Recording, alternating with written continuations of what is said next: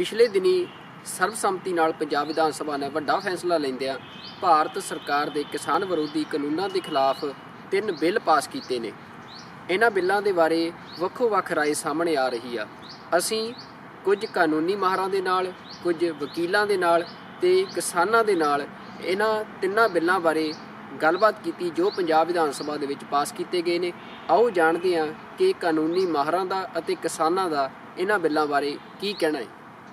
ਜਿਹੜੀ amendment Punjab government ਨੇ central act ਦੇ ਵਿੱਚ ਕੀਤੀ ਹੈ, ਉਹ ਆਪਣੀਆਂ ਜੁਰਿਸਡਿਕਸ਼ਨ ਐਕਸਰਸਾਈਜ਼ ਕਰਕੇ ਸ਼ੋਅ ਕੀਤੀ ਹੈ ਵੀ ਅਸੀਂ ਮਤਲਬ ਅੰਡਰ, ਜਿੱਦਾਂ ਮੈਂ ਤੁਹਾਨੂੰ ਕਲੀਅਰ ਕਰਦਾ, ਇਨਰ ਕਨਸਟੀਟਿਊਸ਼ਨ ਜਿਹੜਾ 7th ਸ਼ਡਿਊਲ ਹੈ ਉਹ 'ਚ ਬਾਈਫਰਕੇਟ ਕੀਤੀਆਂ ਹੋਈਆਂ ਕਿਹੜੇ ਵਿਸ਼ੇ 'ਚ ਸਟੇਟ ਬਣਾ ਸਕਦੀ ਹੈ ਐਕਟ, ਕਿਹੜੇ ਵਿਸ਼ੇ ਦੇ ਵਿੱਚ ਸੈਂਟਰ ਬਣਾ ਸਕਦਾ ਹੈ, ਕਿਹੜੇ ਵਿਸ਼ੇ ਦੇ ਵਿੱਚ ਸੈਂਟਰ ਤੇ ਸਟੇਟ ਬੋਥ ਐਕਸਰਸਾਈਜ਼ ਕਰਕੇ ਐਕਟ ਬਣਾ ਸਕਦੇ ਨੇ। ਜੇ ਪ੍ਰੈਜ਼ੀਡੈਂਟ ਸਾਈਨ ਨਹੀਂ ਕਰਦੇ ਤਾਂ ਫਿਰ ਇਹ ਐਕਟ ਨਹੀਂ ਬਣ ਸਕਦੇ, ਕਾਨੂੰਨ ਨਹੀਂ ਬਣ ਸਕਦੇ। ਇਹ ਪੰਜਾਬ ਅਸੈਂਬਲੀ ਵੱਲੋਂ ਪਾਸ ਗਏ ਮੁੱਦੇ ਤੋਂ ਜਾਂ ਰੈਜ਼ੋਲੂਸ਼ਨ ਤੋਂ ਜ਼ਿਆਦਾ ਫਿਰ ਇਹਨਾਂ ਦੀ ਅਹਿਮੀਅਤ ਨਹੀਂ ਰਹਿੰਦੀ। ਪੰਜਾਬ ਸਰਕਾਰ ਨੇ ਜਿਹੜੇ ਬਿੱਲ ਪਾਸ ਕਰੇ ਆ, ਇਹ ਮਤਲਬ ਕਿਸਾਨਾਂ ਦੀ ਭਾਵਨਾ ਨੂੰ ਦੇਖਦੇ ਹੋਏ ਪਾਸ ਕਰੇ ਗਏ ਆ। ਪਰ ਇਹਨਾਂ ਨੂੰ ਜਿੰਨਾ ਚਿਰ ਇਹਦੇ ਤੇ ਗਵਰਨਰ ਨਹੀਂ ਦਸਤਖਤ ਕਰਦਾ ਜਾਂ ਰਾਸ਼ਟਰਪਤੀ ਨਹੀਂ ਦਸਤਖਤ ਕਰਦਾ, ਉਹਨਾਂ ਚਿਰ ਜਿਹੜੇ ਕੇਂਦਰ ਦੇ ਕਾਨੂੰਨ ਆ ਉਹਨਾਂ ਦਾ ਮੁਕਾਬਲਾ ਕਰਨ ਦੇ ਸਮਰੱਥ ਨਹੀਂ। ਹੁਣ ਜਿਹੜਾ ਐਗਰੀਕਲਚਰ ਦਾ ਵਿਸ਼ੇ ਹੈ ਉਹ 7th schedule of constitution of India ਦੀ ਸਟੇਟ ਲਿਸਟ ਦੇ ਵਿੱਚ ਐਂਟਰੀ ਨੰਬਰ 14 'ਚ ਇਹ ਫਰੇਮਰ ਆਫ ਕਨਸਟੀਟਿਊਸ਼ਨ ਨੇ ਪ੍ਰੋਵਾਈਡ ਕੀਤਾ ਹੋਇਆ। ਸਿਰਫ ਐਂਟਰੀ ਨੰਬਰ 14 ਰੈਲੇਵੈਂਟ ਨਹੀਂ ਹੈ, entry number 18 and 27 is also relevant, whereby the agriculture markets land. Apart from this, the 27 says pertaining to production supply is also vested with the state legislature. ये bills की ये relevance है कि हले सानू पता नहीं कि प्रेजिडेंट परमिशन देगा एसेंट कि नहीं देगा, क्योंकि प्रेजिडेंट बाउंड हैगा कैबिनेट तो, जो कैबिनेट कहेगी और जिस कैबिनेट के इशारे ते बिल बने हैं उसे कैबिनेट का कहना प्रेजिडेंट ने मनना है। तो संभावना तो बहुत ज़्यादा है कि कैबिनेट इन्होंने बिल्स को पंजाब असैंबली के बिल को अपना स्वीकारता नहीं देगा तो वो कानून नहीं बनेगा। मगर ये जी हालात अज पैदा हुई है, ये 3 फार्मर्स कानून के उत्ते, ये हालात कॉन्स्टिट्यूशन के विच एक्चुअली है ही नहीं। उन्होंने कई सोचा नहीं सी कि कोई इहो जी केंद्रीय सरकार होएगी ਜਿਹੜੇ ਕਾਨੂੰਨ ਬਣਾਏਗੀ ਉਹਨਾਂ ਮੁੱਦਿਆਂ 'ਤੇ, ਜਿਨ੍ਹਾਂ ਮੁੱਦਿਆਂ 'ਤੇ ਕਾਨੂੰਨ ਬਣਾਉਣ ਦਾ ਅਧਿਕਾਰ ਪਾਰਲੀਮੈਂਟ ਨੂੰ ਹੈ ਹੀ ਨਹੀਂ। ਉਹਨਾਂ ਮੁੱਦਿਆਂ 'ਤੇ ਕਾਨੂੰਨ ਬਣਾਉਣ ਦਾ ਅਧਿਕਾਰ ਐਕਚੁਅਲੀ ਸਟੇਟ ਗਵਰਨਮੈਂਟ ਨੂੰ ਹੈ, ਪੰਜਾਬ ਸਰਕਾਰ ਨੂੰ। ਸੋ ਚਾਹੇ ਪ੍ਰੈਜ਼ੀਡੈਂਟ ਇਹਨੂੰ ਨਹੀਂ ਦਿੰਦਾ ਪਰਮਿਸ਼ਨ ਕਹਿ ਲਓ ਜਾਂ ਅਪਰੂਵਲ, ਉਸ ਦੇ ਬਾਵਜੂਦ ਵੀ ਇਹ ਸਾਰਾ ਮੁੱਦਾ ਫਾਈਨਲੀ ਸੁਪਰੀਮ ਕੋਰਟ ਜਾਏਗਾ। ਜਿਹੜੇ ਕਾਨੂੰਨ ਪਾਸ ਕਰਾਏ ਆ, ਇਹ ਵੀ ਇੱਕ ਕਿਸਾਨਾਂ ਦੀ ਬਹੁਤ ਵੱਡੀ ਜਿੱਤ ਆ, ਪੰਜਾਬ ਸਰਕਾਰ ਤੋਂ ਕਰਾਏ ਆ। ਹੁਣ ਅਸੀਂ ਇੱਥੇ ਪੰਜਾਬ ਸਰਕਾਰ ਨੂੰ ਤਾਂ ਆਪਣੀ ਜਿੱਤ ਕੱਪ ਲੈ ਲਈ ਆ। ਹੁਣ ਜਿਹੜੀ ਕੇਂਦਰ ਸਰਕਾਰ ਨਾਲ ਆ, ਜੇ ਉਹ ਨਹੀਂ ਇਹਨਾਂ ਬਿੱਲਾਂ ਤੇ ਦਸਤਖਤ ਕਰਦੇ ਤਾਂ ਅਸੀਂ ਉਹਨਾਂ ਦਾ ਘਿਰਾਓ ਕਰੀਏ, ਚਾਹੇ ਦਿੱਲੀ ਸਰਕਾਰ ਨਾਲ ਸਿੱਧੀ ਟੱਕਰ ਲਾਈਏ। ਇਲੀਗੈਲਿਟੀ ਸੈਂਟਰਲ ਐਕਟ ਦੀ ਉਹ ਪਹਿਲਾਂ ਚੈਲੰਜ ਹੋਈ ਹੈ। ਜਿਹੜੇ ਸੈਂਟਰਲ ਗਵਰਨਮੈਂਟ ਨੇ ਤਿੰਨੇ ਬਿੱਲ ਪਾਸ ਕੀਤੇ ਨੇ, ਉਹ ਆਲਰੇਡੀ 12 ਅਕਤੂਬਰ ਨੂੰ ਸੁਣਵਾਈ ਹੋਈ ਹੈ ਸੁਪਰੀਮ ਕੋਰਟ, ਜਿਹਦੇ 'ਚ ਇੱਕ DMK MP ਹੈ, ਇੱਕ RJD ਦੇ MP ਨੇ ਮਤਲਬ ਸੈਪਰੇਟ ਪਟੀਸ਼ਨਾਂ ਫਾਈਲ ਕੀਤੀਆਂ ਨੇ। ਛੱਤੀਸਗੜ੍ਹ ਕਾਂਗਰਸ ਨੈਸ਼ਨਲ ਦਾ ਕੋਈ MP ਹੈ, ਉਹਨਾਂ ਨੇ ਫਾਈਲ ਕੀਤਾ ਹੋਇਆ, ਜਿਸ 'ਚ ਨੋਟਿਸ ਕਰਕੇ ਸੈਂਟਰਲ ਗਵਰਨਮੈਂਟ ਤੋਂ ਰਿਪਲਾਈ ਮੰਗਿਆ ਗਿਆ। ਉਹਨਾਂ ਨੇ ਵੀ ਇਹੀ ਜਿਹੜੇ ਐਕਟ ਸੈਂਟਰ ਨੇ ਬਣਾਏ ਨੇ ਚੈਲੰਜ ਕੀਤੇ ਨੇ। ਸੁਪਰੀਮ ਕੋਰਟ ਕੋਲ 3 ਵੱਡੇ ਸਵਾਲ ਹੋਣਗੇ ਡਿਸਾਈਡ ਕਰਨ ਦੇ ਕਿ ਜਿਹੜਾ ਸੈਂਟਰ ਨੇ ਕਾਨੂੰਨ ਬਣਾਇਆ ਉਹ ਸੈਂਟਰ ਦੇ ਕੋਲ, ਪਾਰਲੀਮੈਂਟ ਕੋਲ ਪਾਵਰ ਸੀਕ ਨਹੀਂ ਹੈ।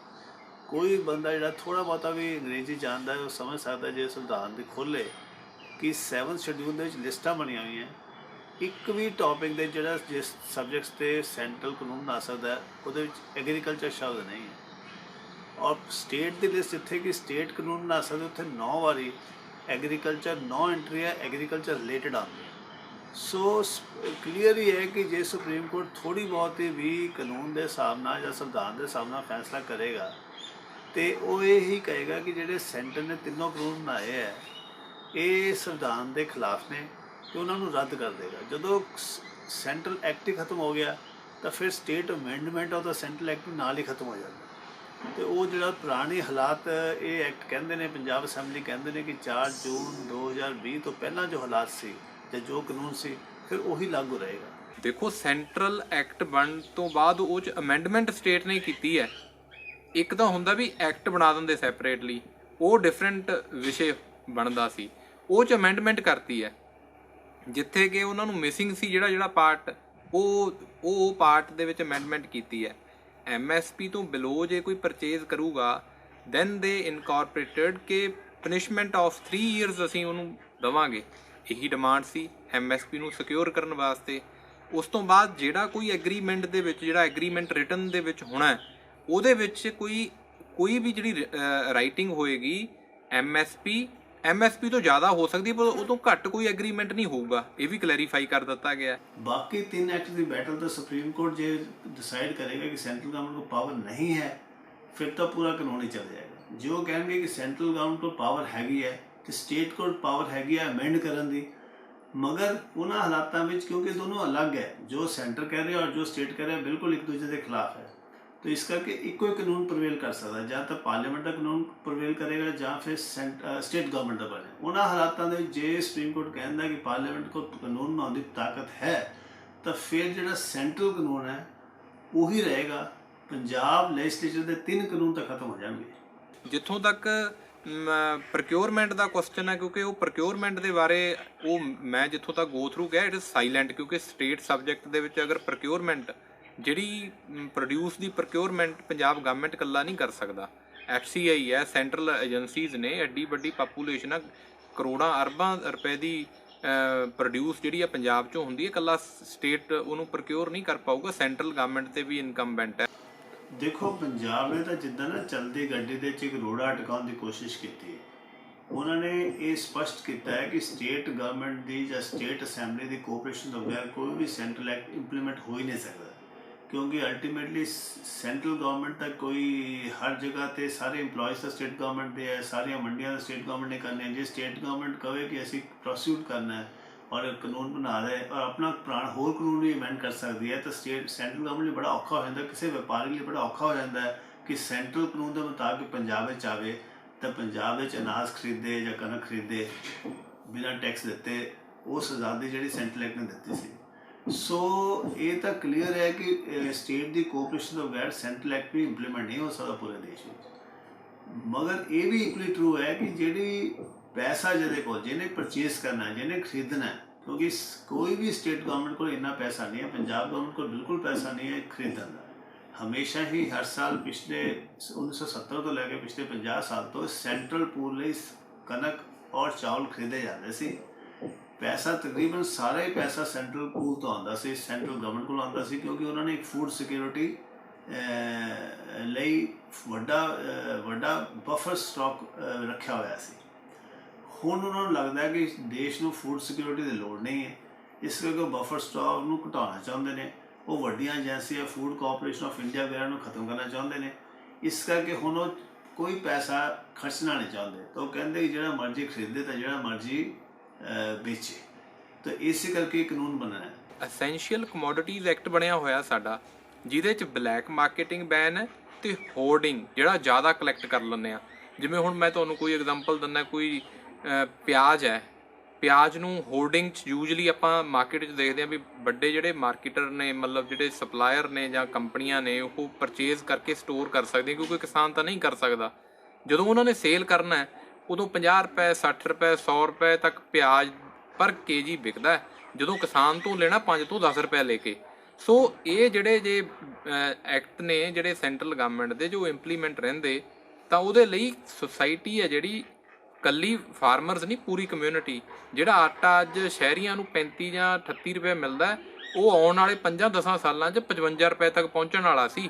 ਕਿਸਾਨਾਂ ਦਾ ਤਾਂ ਉਹੀ ਉਹਨਾਂ ਨੇ, ਇਹ ਪ੍ਰਾਈਵੇਟੇਸ਼ਨ ਹੈ। ਜਿੱਦਾਂ ਰੇਲਵੇ ਨੂੰ ਪ੍ਰਾਈਵੇਟ ਕਰ ਦਿੱਤਾ ਗਿਆ, ਗਵਰਨਮੈਂਟ ਕੀ ਚਾਹੁੰਦੀ ਹੈ, ਕਿਉਂਕਿ ਇਹ ਇੱਕ ਮਤਲਬ ਜਿਹੜਾ ਸਿਸਟਮ ਚੱਲਦਾ ਪਿਆ ਸੀ, ਉੱਥੇ ਇਹਨਾਂ ਨੇ ਦੇਖਿਆ ਵੀ ਸਾਡਾ ਐਗਰੀਕਲਚਰ 'ਤੇ ਬਹੁਤ ਖਰਚਾ ਹੋ ਰਿਹਾ। ਐਗਰੀਕਲਚਰ ਦਾ ਪ੍ਰੋਡਿਊਸ ਵਾਸਤੇ ਪੰਜਾਬ ਨੂੰ ਸਾਨੂੰ ਕਰੋੜਾਂ ਅਰਬਾਂ ਰੁਪਇਆ ਦੇਣਾ ਪੈ ਰਿਹਾ। ਇਹਨੂੰ ਪ੍ਰਾਈਵੇਟੇਸ਼ਨ ਕਰਨ ਦਾ ਇੱਕ ਇਹ ਐਕਟ ਲੈ ਕੇ ਉਹਨੂੰ ਪ੍ਰਾਈਵੇਟੇਸ਼ਨ ਕੀਤਾ ਗਿਆ। ਪ੍ਰਾਈਵੇਟ ਕੰਪਨੀਆਂ ਨੂੰ, ਪ੍ਰਾਈਵੇਟ ਪਲੇਅਰਸ ਨੂੰ ਛੋਟ ਦੇਤੀ, ਤੁਸੀਂ ਜਿੰਨਾ ਮਰਜ਼ੀ ਖਰੀਦੋ। ਇਹਨਾਂ ਨੇ ਅਮੈਂਡਮੈਂਟ ਕਰਕੇ ਉੱਥੇ ਫਿਰ ਨੱਕਾ ਲਾਤਾ। ਮਗਰ ਇਹ ਇੱਕ ਗੱਲ ਭੁੱਲ ਜਾਂਦੇ ਨੇ ਕਿ ਇਸ ਤੋਂ ਪਹਿਲਾਂ ਇੱਕ ਪੁਰਾਣਾ ਕਾਨੂੰਨ ਹੈ ਜਿਹਨੂੰ ਕਹਿੰਦੇ ਆਪਾਂ ਫੂਡ ਸਿਕਿਉਰਿਟੀ ਐਕਟ 2013 ਦਾ। ਉਹ ਜਿਹੜਾ ਐਕਟ ਹੈ ਉਹ ਸੈਂਟਰਲ ਗਵਰਨਮੈਂਟ ਨੇ ਹਾਲੇ ਤੱਕ ਖਤਮ ਨਹੀਂ ਕੀਤਾ। ਉਸ ਐਕਟ ਦੇ ਮੁਤਾਬਿਕ ਮਿਨੀਮਮ ਸਪੋਰਟ ਪ੍ਰਾਈਸ ਵੀ ਸੈਂਟਰ ਦੀ ਆਬਲੀਗੇਸ਼ਨ ਹੈ। ਉਸ ਐਕਟ ਦੇ ਮੁਤਾਬਿਕ food procurement, food grain procurement ਉਹਨਾਂ ਨੂੰ ਖਰੀਦਣਾ ਉਹ ਵੀ ਸੈਂਟਰਲ ਗਵਰਨਮੈਂਟ ਦੀ ਜ਼ਿੰਮੇਵਾਰੀ ਹੈ। ਔਰ ਫਿਰ ਉਹਨਾਂ ਨੂੰ ਉਹਨਾਂ ਲੋਕਾਂ ਤੱਕ ਪਹੁੰਚਾਉਣਾ ਜਿਨ੍ਹਾਂ ਕੋਲ ਪੂਰਾ ਫੂਡ ਗ੍ਰੇਨਸ ਨਹੀਂ ਹੈ, ਜਾਂ ਭੁੱਖ ਹੈ, ਜਾਂ ਉੱਥੇ ਕਾਲ ਹੈ, ਜਾਂ ਵੈਸੇ ਸ਼ਾਰਟੇਜ ਹੈ। ਜਿਸ ਤਰ੍ਹਾਂ ਆਂਗਨਵਾੜੀਆਂ ਦੇ ਵਿੱਚ ਪ੍ਰੈਗਨੈਂਟ ਵੂਮਨ ਨੂੰ, ਓਲਡ ਬੰਦਿਆਂ ਨੂੰ, ਬਿਲੋ BPL ਲਾਈਨ ਦੇ ਥੱਲੇ ਗਰੀਬ ਬੰਦਿਆਂ ਨੂੰ, ਸਾਰਿਆਂ ਨੂੰ ਫੂਡ ਦੇਣਾ ਤਾਂ ਕਿ ਉਹ ਭੁੱਖੇ ਨਾ ਮਰਨ। ਇਹ ਸਾਰੀ ਆਬਲੀਗੇਸ਼ਨ ਵੀ ਸੈਂਟਰਲ ਗਵਰਨਮੈਂਟ ਦੀ ਹੈ। ਉਹਨਾਂ ਨੇ ਸਟੇਟ ਗਵਰਨਮੈਂਟ ਦੀ ਮਦਦ ਕਰਨੀ ਹੈ। ਔਰ ਜਿੰਨਾ ਸਟੇਟ ਗਵਰਨਮੈਂਟ ਆਪਣੀ ਸਮਰੱਥਾ ਹੈਗੀ ਹੈ, ਜਿੰਨਾ ਪੈਸਾ ਹੈਗਾ, ਜੇ ਉਹਨਾਂ ਕੋਲ ਉਹਨਾਂ ਨਹੀਂ ਹੈਗਾ ਤਾਂ ਉਹਦੀ ਜਿੰਨਾ ਗੈਪ ਪੈਂਦਾ ਹੈ, ਜਿਹੜਾ ਡਿਫਰੈਂਸ ਹੈ, ਉਹ ਸੈਂਟਰਲ ਗਵਰਨਮੈਂਟ ਨੇ ਪੂਰਾ ਕਰਨਾ ਹੈ। ਸੋ ਉਸ ਪੁਰਾਣੇ ਐਕਟ ਦੇ ਮੁਤਾਬਿਕ ਜਿਹੜੀ ਇਹ ਜ਼ਿੰਮੇਵਾਰੀ ਸੈਂਟਰਲ ਐਕਟ ਤੇ ਹੈ। ਤਾਂ ਹੁਣ ਜਿਹੜਾ ਐਜੂਕੇਸ਼ਨ ਦਾ ਸਭ ਤੋਂ ਵੱਡਾ ਮੁੱਦਾ ਇਹ ਹੋਏਗਾ ਕਿ ਨਵੇਂ ਕਾਨੂੰਨ ਚਾਹੇ ਰਹਿਣ ਜਾਂ ਨਾ ਰਹਿਣ, ਪਰ ਤੁਸੀਂ ਪੁਰਾਣੇ ਕਾਨੂੰਨ ਦੇ ਮੁਤਾਬਿਕ ਪ੍ਰੋਕਿਉਰਮੈਂਟ ਤੋਂ ਕਿੱਦਾਂ ਭੱਜ ਸਕਦੇ ਹੋ। ਤੇ ਇਸ ਐਜੂਕੇਸ਼ਨ ਦੇ ਸੀਓ ਲੈ ਕੇ ਤੁਸੀਂ ਸੁਪਰੀਮ ਕੋਰਟ ਜਾਓਗੇ। ਪੁਰਾਣੇ ਨਵੇਂ ਐਕਟਸ ਦੀ ਗੱਲ ਛੱਡ ਦਿਓ ਕਿ ਪੁਰਾਣੇ ਐਕਟ ਦੇ ਮੁਤਾਬਿਕ ਸੈਂਟਰਲ ਪੂਲ ਖਤਮ ਨਹੀਂ ਹੋ ਸਕਦਾ, ਕਿਉਂਕਿ ਜਦੋਂ ਅਦਾਨੀ ਜਾਂ ਅੰਬਾਨੀ ਜਾਂ ਵੱਡੇ ਕੋਆਪਰੇਟ ਘਰਾਣੇ ਜਾਂ ਬਾਕੀ ਵੱਡੇ ਬਿਜ਼ਨਸਮੈਨ ਫੂਡ ਗ੍ਰੇਨਸ ਖਰੀਦਣਗੇ, ਆਪਣੇ ਗੋਦਾਮ ਬਣਾਉਣਗੇ, ਤਾਂ ਸਰਕਾਰ ਉਹਨਾਂ ਨੂੰ ਇਹ ਕਦੀ ਕੰਪੈਲ ਨਹੀਂ ਕਰ ਸਕਦੀ ਕਿ ਹੁਣ ਤੁਸੀਂ ਅਕਾਲ ਪੈ ਗਿਆ ਜਾਂ ਕਿਤੇ ਸ਼ਾਰਟੇਜ ਉਹਨੂੰ ਸਸਤਾ ਵੇਚੋ। ਉਹ ਸਰਕਾਰ ਨੂੰ ਉੱਦਾਂ ਹੀ ਵੇਚਣਗੇ ਜਿਹੜਾ ਮਾਰਕੀਟ ਰੇਟ ਹੋਏਗਾ। ਸਰਕਾਰ ਚਾਹੇ ਆਪਣੀ ਸਬਸਿਡੀ ਦੇ ਕੇ ਉਹਨੂੰ ਗਰੀਬ ਲੋਕਾਂ ਨੂੰ ਵੰਡ ਦੇਣ। ਸੋ ਜਿਹੜਾ ਅੱਗੇ ਸਰਕਾਰ ਜਾਂ ਫੂਡ ਕਾਰਪੋਰੇਸ਼ਨ ਇੰਡੀਆ ਜਾਂ ਪਬਲਿਕ ਸੈਕਟਰ ਇਹ ਸਟਾਕ ਰੱਖਦਾ ਸੀ ਲੋੜ ਵੇਲੇ, ਉਹ ਸਟਾਕ ਹੁਣ ਪ੍ਰਾਈਵੇਟ ਬੰਦੇ ਰੱਖਣਗੇ, ਬਟ ਉਹ ਮੁਨਾਫੇ 'ਤੇ ਰੱਖਣਗੇ। ਸਰਕਾਰ ਨੂੰ ਜਦੋਂ ਲੋੜ ਪਏਗੀ ਉਹਨਾਂ ਤੋਂ ਲੈ ਲਿਆ ਕਰੇਗੀ ਮਹਿੰਗੇ ਦਾਮ 'ਤੇ, ਪਰ ਲੋਕਾਂ ਨੂੰ ਸਸਤੇ ਕਾਸਟ 'ਤੇ ਦੇਗੀ। ਸੋ ਬੇਸਿਕਲੀ ਬਹੁਤ ਵੱਡਾ ਹਿੱਸਾ ਪਬਲਿਕ ਸੈਕਟਰ ਦਾ ਪ੍ਰਾਈਵੇਟ ਸੈਕਟਰ 'ਚ ਬਦਲ ਜਾਏਗਾ।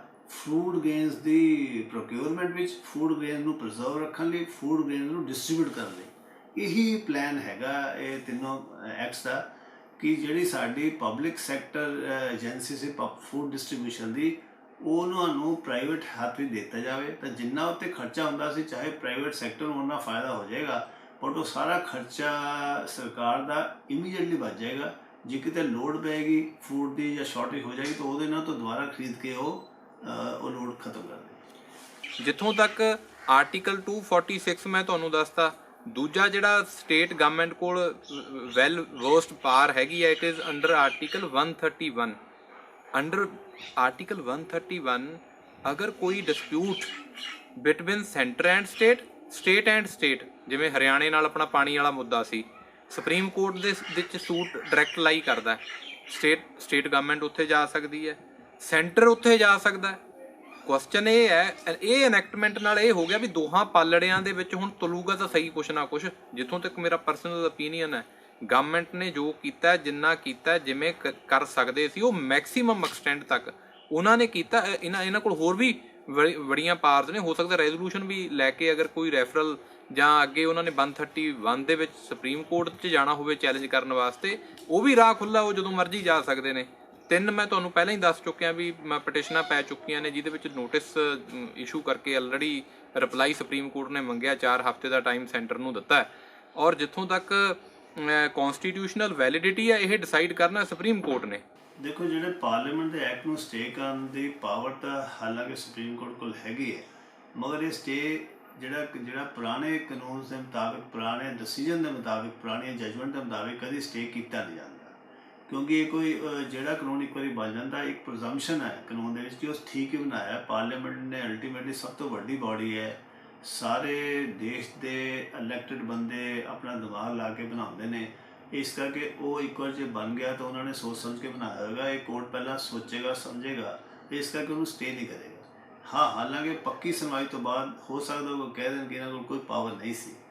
ਮਗਰ ਜਿਸ ਤਰ੍ਹਾਂ ਸੁਪਰੀਮ ਕੋਰਟ ਨੇ ਇੰਨੇ ਵੱਡੇ ਹੋਰ ਮਾਮਲੇ ਡਿਲੇ ਕੀਤੇ ਨੇ, ਜਿੱਦਾਂ ਕਸ਼ਮੀਰ ਦਾ ਹਰ ਮਾਮਲਾ ਸੁਪਰੀਮ ਕੋਰਟ ਸੁਣਨ ਤੋਂ ਇਨਕਾਰ ਕਰ ਰਿਹਾ, ਔਰ ਛੋਟੇ ਮਾਮਲੇ ਪ੍ਰਸ਼ਾਂਤ ਭੂਸ਼ਣ ਦੀ ਕੰਟੈਂਪਟ ਬਾਰੇ ਜਾਂ ਹੋਰ ਛੋਟੇ ਮਾਮਲੇ ਸ਼ਹੀਨ ਬਾਗ ਦੀ ਪ੍ਰੋਟੈਸਟ ਬਾਰੇ, ਹਾਲਾਂਕਿ ਪ੍ਰੋਟੈਸਟ ਖਤਮ ਹੋ ਚੁੱਕੀ ਸੀ, ਉਸ ਤੋਂ ਬਾਅਦ ਵੀ ਉਹਨਾਂ ਨੇ ਫੈਸਲਾ ਦਿੱਤਾ।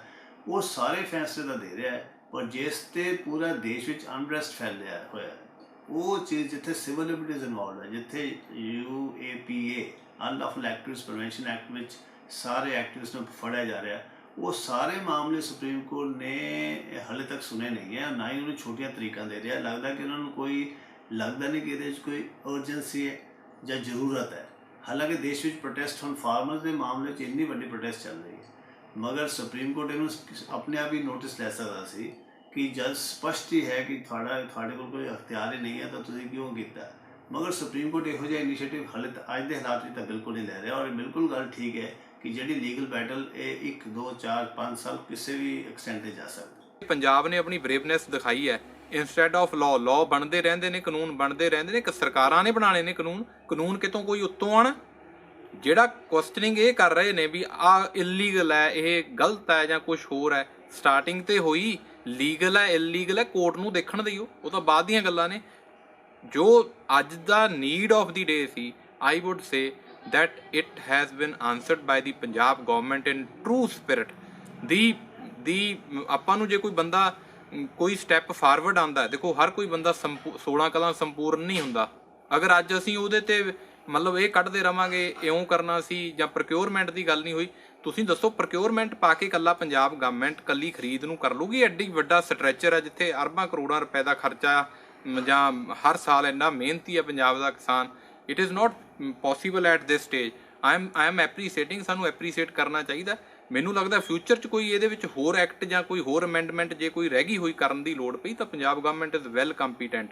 ਇਹ ਗਵਰਨਮੈਂਟ ਅਗਲੀ government it is within the ਐਂਬਿਟ of the state legislature.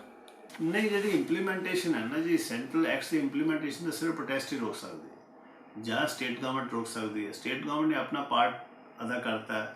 ਸਾਰਾ ਜਿਹੜਾ ਐਂਗਰ ਜਿਹੜਾ ਹੁਣ ਜੈਨੂਅਨਲੀ ਇਹ ਸੈਂਟਰਲ ਗਵਰਨਮੈਂਟ ਦੇ ਖਿਲਾਫ ਹੀ ਹੋਣਾ ਚਾਹੀਦਾ ਅਤੇ ਇਸ ਕਰਕੇ ਉਹ ਸਟੇਟ ਗਵਰਨਮੈਂਟ ਨੇ ਆਪਣੇ ਕਾਰਡ ਠੀਕ ਖੇਲੇ ਨੇ। ਉਹਨਾਂ ਨੇ ਸਾਰਾ ਓਨਰ ਸੈਂਟਰਲ ਗਵਰਨਮੈਂਟ 'ਤੇ ਪਾ ਦਿੱਤਾ, ਔਰ ਸੈਂਟਰਲ ਗਵਰਨਮੈਂਟ 'ਤੇ ਓਨਰਸ ਹੈ ਪ੍ਰੋਕਿਉਰਮੈਂਟ ਦਾ, ਕਿਉਂਕਿ ਕਿਸਾਨ ਦਾ ਜਿਹੜਾ ਵੱਡਾ ਕਿਸਾਨ ਹੈ ਮਿਨੀਮਮ ਸਪੋਰਟ ਪ੍ਰਾਈਸ ਦਿਓ ਅਤੇ ਖਰੀਦੋ। ਹੁਣ ਸਟੇਟ ਗਵਰਨਮੈਂਟ ਇਸ ਮਾਮਲੇ 'ਚ ਕੁਛ ਵੀ ਨਹੀਂ ਕਰ ਸਕਦੀ, ਉਹਨਾਂ ਕੋਲ ਪੈਸਾ ਹੀ ਨਹੀਂ ਖਰੀਦਣ ਦਾ। ਖਰੀਦਣਾ ਅਲਟੀਮੇਟਲੀ ਸੈਂਟਰਲ ਗਵਰਨਮੈਂਟ ਨੇ, ਉਹਨਾਂ ਦਾ ਓਬਲੀਗੇਸ਼ਨ ਆਲਰੇਡੀ ਪੁਰਾਣੇ ਕਾਨੂੰਨ ਦੇ ਥੱਲੇ ਹੈਗਾ।